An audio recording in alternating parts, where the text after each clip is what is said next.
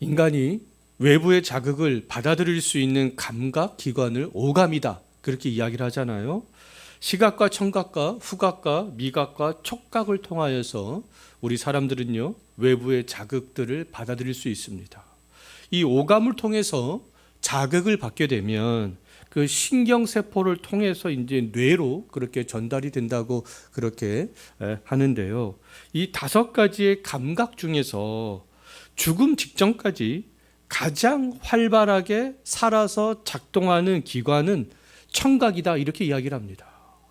보지 못하고 먹지 못하고 냄새 맡지 못하고 느끼지 못해도 들을 수는 있다라고 그렇게 이야기를 하는데요. 죽음을 목전에 둔 사람들은 맛을 느낄 수도 촉각을 느낄 수도 냄새를 맡을 수도 없잖아요. 또 눈도 뜨지도 않습니다. 하지만 청각은 살아 있어서 주변에서 말하는 사람들이 소리들을 들을 수 있다라는 것이죠. 때문에 죽음 직전에 있는 그 사람들에게 복음의 말씀을 들려주고요, 하나님 나라에 대한 소망을 갖게 하는 말씀을 계속해서 증거하고 찬송가 소리를 들려주는 것은 대단히 중요하다라고 말할 수 있겠습니다. 왜요? 청각은 죽음 직전까지도 살아있기 때문에 그렇습니다. 인간의 오감 중에서 인간의 영혼을 깨우는 것과 관련이 있는 감각 기관은 청각이 되겠습니다. 하나님을 향해 죽어있는 우리의 영혼은요, 시각이나 후각이나 미각이나 촉각을 통해서 우리 영혼이 살아나지 않는다라는 것이죠. 우리의 영혼은요, 청각을 통해서 살아나는 것이다 라고 말할 수 있겠습니다. 예수님과 함께 예수님 좌우편에 매달렸던 행악자 중에 한 명은 예수님을 믿고 낙원에 예수님과 함께 가게 되었잖아요. 예수님과 함께 낙원에 가게 된 이 행악자는 고초를 당한 이후에 처참하게 십자가에 매달린 예수님의 외모를 눈으로 보거나 예수님이 흘리신 어떤 피냄새를 맡거나 창에 찔리시고 가스관을 쓰신 예수님을 만지거나 예수님의 몸에서 나오는 어떤 것들을 맛보고 한 것이 아니었잖아요. 예수님이 생전에 하신 그런 일들을 들었기 때문에 그렇습니다. 인간이 가지고 있는 오감 중에서 그럼 사람의 영혼을 살리는 기관은 청각이 되겠는데요. 우리의 믿음은 보는 것에서, 냄새 맡는 것에서, 맛보는 것에서, 느끼는 것에서 시작이 되지 않는다라는 것이죠. 예수님과 함께 십자가에 매달렸던, 낙원에 함께 가게 된 그 행악자도 마찬가지였고요. 여리고성에 살았던 기생 라합도 마찬가지였습니다. 이스라엘 백성들과 함께 하시는 하나님에 대한 소문을 듣고 믿음을 갖게 되었던 거잖아요. 그 우리의 믿음은 듣는 것에서부터 시작이 되는 것이다 라고 말할 수 있겠습니다. 로마서 10장 17절 말씀이 증명해 주고 있잖아요. 믿음은 들음에서 난다. 청각기관을 통하여서 우리의 믿음이 생길 수 있다라는 거 아니겠어요? 듣는 말씀은 그리스도의 말씀을 들어야 된다, 그렇게 말씀하고 있습니다. 우리의 영혼은 그러면 그리스도의 말씀을 들을 때 자극이 될 수 있고 살아날 수 있다라는 것이죠. 청각기관이 작동이 되어질 때 그리스도의 말씀으로, 그럴 때 비로소 우리의 영혼이 살아날 수 있다라는 겁니다. 그 우리의 영혼이 자극되기 위해서는 말씀을 들어야 되잖아요. 예배에 참석하는 것과 말씀을 듣는 것은 다른 것입니다. 예배에 참석했다 할지라도 말씀은 듣지 않을 수 있습니다. 얼마든지 멍하니 있을 수 있고 얼마든지 다른 생각을 하면서 있을 수 있어요. 그런데 듣지 않으면 우리의 믿음은 성장하지 않는다라는 것이죠. 많은 성도들이 수십 년 동안 신앙생활을 했음에도 잘 그 신앙이 성장하지 않는 것은 수많은 예배에 참석하면서도 말씀을 듣지 않기 때문에 그렇습니다. 우리의 자녀들도 마찬가지가 되겠는데요. 어렸을 때부터 교회를 다녔지만 믿음이 들어가지 않고 그 믿음이 성장하지 않는 것은 듣지 않기 때문에 그렇습니다. 듣는 훈련이 안 되었기 때문에 그런 것이죠. 때문에 부모들은 교회에서 선포되는 말씀을 자녀들이 잘 들었는지, 잘 듣고 있는지 그것을 점검을 해야 될 필요가 있습니다. 가정예배를 통하여서 그것들을 충분히 점검할 수 있잖아요. 어른들도 마찬가지가 되겠는데요. 우리 교회가 말씀 묵상을 강조하는 것도 말씀을 듣게 하기 위함이고요. 또 생각하기 위함이 되겠습니다. 예전에 보면 말씀 묵상을 성경 본문과 상관없이 하는 분들이 있었어요. 성경 본문과 상관없는 이야기를 한다라는 것은 결론적으로 뭐겠습니까? 설교를 듣지 않는다, 안 왔다라는 것밖에는 되지 않잖아요. 자, 우리들과 우리의 자녀들의 믿음은 보는 것이나 냄새 맡는 것이나 만지는 것이나 맛보는 것, 이것과 관련이 있지 않다라는 것이죠. 선포된 말씀을 듣는 것과 관련이 있다라는 겁니다. 특히 주께서 교회를 세우시기 위해서 목사와 교사의 직분을 주셨잖아요. 바른 말씀을 증거하는 목사와 교사를 통해서 선포되는 말씀을 듣는 것과 우리의 믿음을 갖게 되는 것, 우리의 영혼이 살아나는 것, 그것이 밀접한 관련이 있다라는 거죠. 우리의 믿음은 그리스도의 말씀을 들을 때 생겨나기 때문에 그렇습니다. 예수님의 제자였던 도마는 부활하신 예수님이 제자들에게 처음 나타났을 때 그 자리에 없었습니다. 도마는 다른 제자들로부터 예수님이 부활하셨다라는 소식을 들었지만 믿었어요? 안 믿었어요? 안 믿었잖아요. 왜요? 부활하신 예수님을 직접 보지 못했기 때문에 도마는 믿지 않았습니다. 그 후로부터 8일 후에 부활하신 예수님께서는 도마가 있을 때 이제 다시 한번 제자들을 찾아오시게 되는데요. 부활하신 예수님께서 그때의 도마에게 하신 말씀은 믿음 없는 자가 되지 말고 믿는 자가 되라, 이렇게 말씀하셨습니다. 믿음 없는 자가 되지 말고 믿는 자가 되라. 그럼 도마가 믿는 자가 될 수 있는 방법, 믿음 없는 자가 되지 않을 수 있는 방법은 뭐겠습니까? 도마는 예수 그리스도를 내가 봐야 믿을 수 있다, 그렇게 이야기했잖아요. 그런데 도마가 믿는 자가 될 수 있는 방법은요, 예수 그리스도를 보고 믿는 것이 아니었어요. 부활을 전하는 다른 제자들의 말을 듣고 믿는 것이었습니다. 듣고 믿는 거예요. 오늘날도 마찬가지가 되겠습니다. 예수 그리스도는요, 보고 믿을 수 있는 대상이 아니다라는 거예요. 만져보고 믿을 수 있는 대상이 아니다라는 것이죠. 근데 도마는 보고 예수님을 만져보고 그때야 비로소 내가 믿을 수 있다, 이렇게 얘기했잖아요. 근데 예수님께서는 그런 것이 아니다. 예수님은 보고 만지고 냄새 맡고 그래서 믿을 수 있는 대상이 아니다라는 것이죠. 예수님은 듣고 믿을 수 있는 그런 대상이 되겠습니다. 들을 때에 비로소 믿을 수 있는 대상이신 것이죠. 예수 그리스도를 믿기 위해서, 그분에 대한 믿음이 성장하기 위해서, 또 신실한 그리스도인으로서 살아가기 위해서 지금 예수님께서 계시는 하나님의 나라를 더욱더 사모하기 위해서는요, 말씀을 지속적으로 들어야 되는 것이죠. 듣는 것에 열심을 내야 되는 것입니다. 듣는 자리를 사모해야 되는 것이죠. 오감을 자극시키는 것보다 듣는 훈련을 시키는 것, 듣게 하는 것, 듣는 자리에 오게 하는 것, 이것이 훨씬 더 중요하다라는 것입니다. 오늘 읽은 본문 37절 다시 한번 보십시오. 그들이 이 말을 듣고, 분명히 말씀하고 있잖아요. 그들이 이 말을 듣고 마음에 찔렸다, 그렇게 말씀하고 있죠. 그들이란 오순절날 베드로의 설교를 들었던 사람들을 이야기합니다. 베드로의 설교를 듣고 있던 사람들은 누구였어요? 유대인들이었잖아요.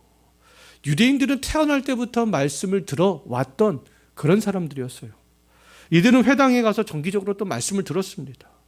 부모로부터도 집에 있을 때에도 밖에 있을 때에도 말씀을 들었어요. 말씀을 또 줄줄 외우고 있었습니다. 그러나 그들이 듣던 말씀은 그리스도의 말씀이 아니었잖아요. 이것이 문제였던 것이죠. 말씀을 듣기는 들었지만 그리스도의 말씀이 아니었습니다. 그들이 들었던 말씀은 그리스도를 배척하는 말씀이었어요. 자기들 마음대로 메시아를 엉뚱하게 해석한 그런 말씀들이었습니다. 때문에 그 유대인들은요, 유대인으로서의 종교성은 굉장히 강했습니다. 하지만 주를 향한 믿음은 가질 수 없었던 것이죠. 하나님을 향해서 그들의 영혼은 살아날 수가 없었던 것입니다. 근데 오순절에 또 마음이 찔린 유대인들이 다른 한편으로 있었잖아요. 근데 이들도 한때는 예수님을 배척했던 사람들이었어요. 예수님을 죽이라고 소리쳤던 그런 사람들이었습니다. 빌라도가 예수님을 놓아주려고 할 때 폭동의 주모자였던 바라바를 대신 놓아달라라고 소리쳤던 그 사람들이었습니다. 베드로의 설교를 듣기 전까지 하나님 향한 양심이 죽어 있어서 하나님을 기쁘시게 하는 그 어떤 일도 할 수 없었던 그런 사람들이었어요.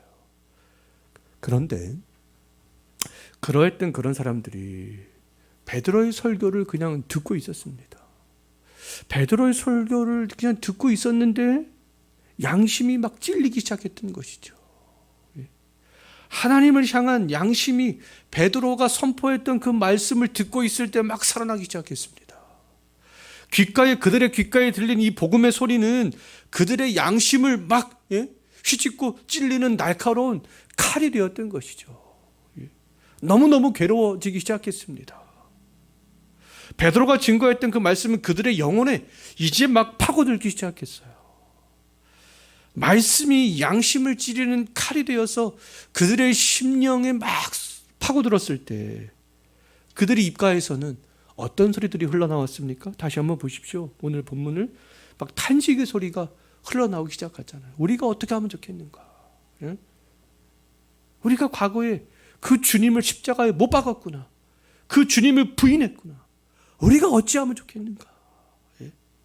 우리가 어찌해야 좋을지 베드로에게 되묻기 시작하잖아요. 왜요? 그들이 들었던 그 말씀이 그들의 양심을 찔렀기 때문이죠. 양심의 가책을 받았고 영혼이 죄의식으로 이제 사로잡히게 되었습니다. 베드로는 복음의 소리를 듣고 괴로워했던 그들에게 회개를 선포하잖아요. 예수 그리스도의 이름으로 세례를 받을 것을 선포했습니다. 그들은 베드로의 말을 듣고 순종하여 이제 예루살렘 교회의 일원이 되었던 것이죠. 말씀을 들을 때 양심이 찔렸을 때 예수님을 배척했던 사람들이 교회의 일원이 되기 시작했잖아요. 예루살렘 교회의 박해가 시작이 되었을 때에는 유대와 사마리아 모든 땅으로 흩어지면서 그리스도의 복음을 또 다른 사람들에게 증거하는 사람이 되었습니다. 또 다른 사람들의 귓가에 그리스도의 말씀이 들리도록 하는 사람으로 변화되었던 것이죠. 자기들이 베드로의 설교를 듣고 변화가 되었던 것처럼 또 다른 사람들도 자기들처럼 변할 수 있도록 복음을 증거하면서 다니게 되었던 거죠. 자, 사람들은 살면서 다양한 소리들을 듣고 살아갑니다. 다양한 소리들이 우리의 귀를 자극하잖아요. 배우자가 말하는 소리, 자녀들이 말하는 소리, 아니면 직장 동료들, 친구들이 말하는 소리, 대중매체에서 들려오는 소리, 다양한 소리를 듣습니다. 근데 우리들이 들을 수 있는 소리 중에서 그럼 가장 유익한 소리, 복된 소리가 뭐겠습니까? 주 예수 그리스도의 복음이잖아요. 그래서 그것이 굿뉴스가 되는 거잖아요. 하나님의 말씀만이 하나님을 향해 닫혀있던 우리의 양심에 찔림을 주기 때문에 그렇습니다.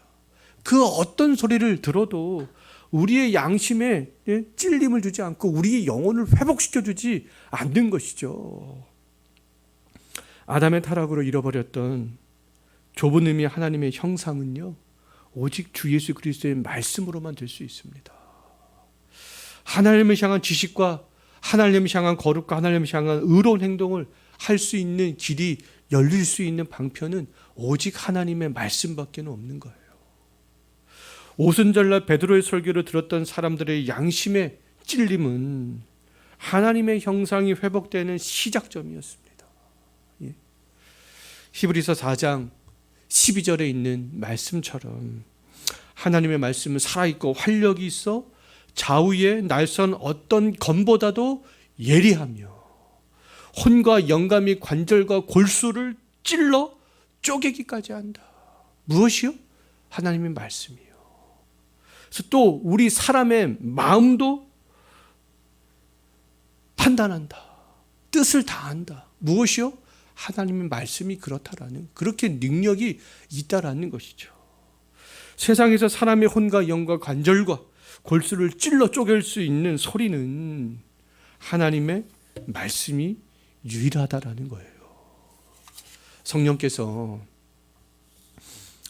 우리의 심령에 역사하셔서 믿음으로 살 수 있게 하시는 그런 방법은요, 주 예수의 그리스도의 그 말씀을 통해서 우리의 양심을 찌르는 것입니다. 성령께서는 지금도 그렇게 역사하고 계시는 것이죠. 하나님의 말씀을 들을 때 성령께서 그 말씀이 칼이 되어서 우리의 양심을 찌르게 하는 것이죠. 우리의 영혼을 되살아나게 하는 그런 자양분의 역할들을 성령께서 하시는 것이 아니겠어요. 그래서 성령께서는 우리의 양심을 말씀으로 찌르기 위해서 지금 뭐 하고 계시는 거예요? 말씀을 듣게 하신다라는 겁니다. 성령께서는 어떤 신비한 영역, 성령하면 많은 사람들은 신비한 영역 이것만을 생각합니다. 무슨 성령 집회, 무슨 신비한 현상 이것만 생각하는데 그런 것이 아니에요. 성령께서 하시는 일들은 말씀이 선포될 때 우리의 양심을 찌르는 그런 일들을 하시는 것이죠. 오늘날에 필요한 것은 어떤 현상과 경험을 강조하는 성령 집회가 아니라 말씀 사경회가 되겠습니다. 이 말씀 사경회를 통해서 누가 역사하세요? 성령께서 역사하시기 때문에 그런 것이죠. 말씀을 들을 때 우리의 양심이 무거워지고 우리의 영이 갈등을 일으키는 것은 성령께서 말씀으로 우리의 양심을 찌르기 때문에 그렇습니다. 우리의 귓가에 들려오는 하나님의 말씀은 우리의 영혼을 살리는 말씀이 되는 거죠. 오직 말씀만이 우리의 영혼이 살아날 수 있는 그런 방편이 된다라고 말할 수 있겠습니다.